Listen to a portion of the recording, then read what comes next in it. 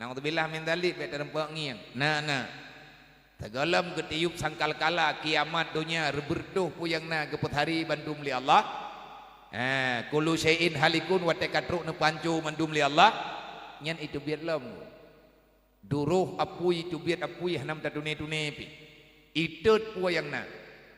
Dan Allah tetruk uro kiamat urang hanggetim jak lam-lam pada maca. Menyatanyo inoi perla rencana nak jak Medan lo. Hana tanah jak ke dalam pada masa geputu biar apui le Allah lan tanah gayo picra urang menduk haip dong tutung nyata kata biar lang kubu tengah padahal kalam truk lan neraka segalam truk kejadiannya kali hidupnya Allah Taala gekirim apui gayo teut urang maribe pajan wate geteut li Allah wate gaazib li Allah tentera Abraha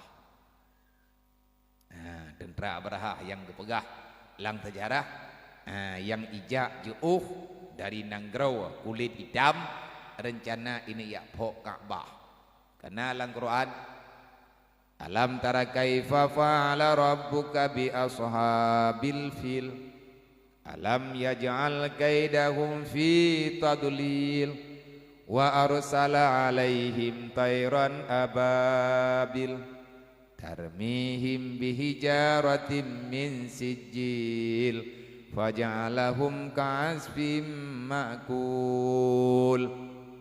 Jelas Allah nayojak ticim ababil Allah nana pegat sabuh kelompok ticim yang nan ticimnya ticim ababil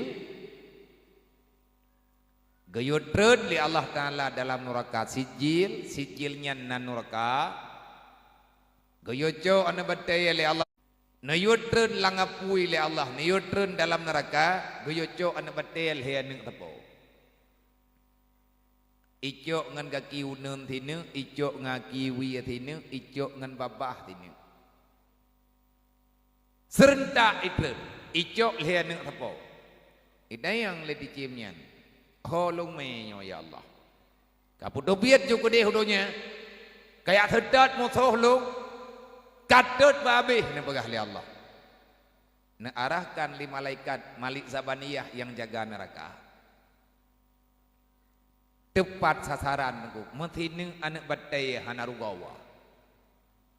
Hana itilah. Hana kena timang iti. Ihpat ilangin ide timang ati iti. Atih ulai tentera Abraha kiban hilih kenang batainya.